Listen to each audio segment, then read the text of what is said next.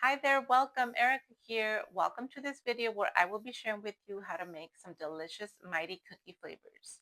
You might be thinking, what is a Mighty Cookie? Well, I decided to call them that because they are thick, they're delicious, and they're super flavorful. In this video, I will be sharing with you how to make the Choco Mighty Cookies. I really hope you can stick around from the beginning to the end of this video as I share with you lots of valuable information. And if you're interested in the recipe, link is in the description. Now let's get baking. We are going to start on our dry ingredients for our Choco Mighty cookie, and I'm gonna go ahead and start and press my scale gram measurements and measure my brown sugar first, and now my granulated sugar, special dark cocoa powder. Then I'm gonna be giving everything a good whisk. I have my cube butter in my mixer and everything we just combined together. We're gonna add all of that in there. We're going to mix it up for about 3 to 5 minutes. All right, so this is done mixing. I wanna share with you how it looks. It was like on medium high, and as you can see here, it kind of got like thick like a paste. The Choco Mighty recipe, it gets pasty like this because of the cocoa powder. In goes our mixed cold eggs and vanilla. I like to mix them in advance since I am using cold ingredients, cold butter, just to make sure everything mixes much better. So to this, I did have to stop the mixer and scrape my bowl since our dough is a little bit on the pasty side once I added my eggs. So do scrape your bowl on the edges, your spatula, make sure to scrape it very well on the walls, and give it another good mix.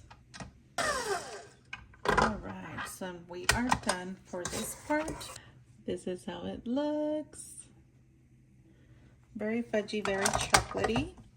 So now we're going to go ahead and add our final ingredient, which is the flour and then our chocolate chips.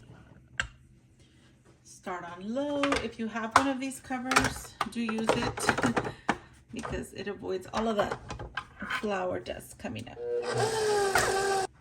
All right. So I like to add about 1.5 cups of any like add-ons that I'm gonna do.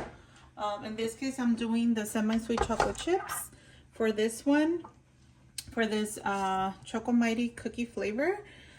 So it just makes it extra chocolatey, but you can add white chocolate chips, pretty much anything you want, okay? My bowl is pretty clean. I'm just making sure that there is nothing on the sides, on the spatula. I'm bringing everything down, making sure that, you know, we have all that flour incorporated. And then I'm just gonna give it a last final mix, and then we are going to start portioning out our cookies. So this is your dough. This is how your dough is gonna look. It's much more firm, it's much more rich, you can say. So we're gonna start doing our portioning out our cookie dough balls. Again, same thing. It all depends how big, how small you want them. These are meant to bake thick, but you know, it's up to you however big you want them. So 4.5 is what I'm doing. 4.5 ounces, and in grams it is 128 grams. Okay, so once I'm done portioning everything out, I will be sharing with you guys a very special tip on these cookies. All right, so here are our portioned out Mighty Choco cookies. I got 2, 4, 6, 8, 10, 11, and I do have a little bit here left. Same thing I like to do is roll out this excess little dough here, and I like to just, you know, grab little pieces and put them, distribute them all over my portioned cookie dough balls, all around. Okay, so like that. Okay, the great thing about this recipe is that you can bake them right away. You do not have to freeze them, and you're still gonna get that nice thick cookie.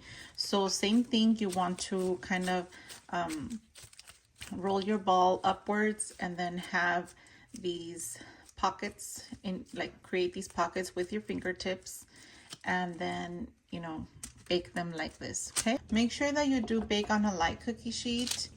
What the light cookie sheet does, it allows you to bake them at a much more slower pace versus a darker cookie sheet. So make sure to grab one of these, line up some parchment paper, and kind of zigzag them through. Make sure your oven is preheated at 400 degrees for more than 30 minutes. And I like to bake on my top rack oven. And another little tip for the Choco Mighty cookies. So you have your cookie dough shaped upwards, right? When you shape it upwards, since we're baking this fresh cookie dough, you don't want to bake it like, for example, like this, like a straight up forward. Yes, you do want to do straight up forward, but the bottom, we want to kind of press down like this. Make like a little spread at the bottom. You see this right here at the sides? You want to make that spread and then leave the rest on top, okay? That's what you want to do for this cookie, because if you bake it like without that spread at the bottom, you're gonna have a pretty straight up cookie, unless that's what you want. By all means do it, but if you don't, you are going to spread a little bit more at the bottom there, and then leave the top punctured, okay? Here are our Choco Mighty cookies. I wanted to compare with you guys both of them side by side. As you can see here, these are the ones that were shaped upwards, more firm, and these are the ones that we had a little bit of a spread, molding that spread at the bottom, and then leaving the top as is. So they're both thick cookies, just different look, but as you can see, you know, this cookie dough is perfect for, you know, many shapes on how you want to your cookies to come out. If you like this look, go for it, and if you like this one, go for it as well. If you don't want this a thick baked cookie, just flatten it out a little bit, mold it up so you get a little bit more of that spread. Okay, we're gonna go ahead and cut them open so you guys can see the inside. These have been cooling for about 3 hours now, more than 3 hours actually. And I want to share with you guys how they look. First, this one. As you can see, they are fully baked. Beautiful thickness all around. I just absolutely love it. The taste is, of course, amazing as well. Perfect for some chocolate lovers. And then this is the other one. Same thing. Okay. So I really hope you give these recipes a try. If you need the link for these recipes, the ebook is linked under description.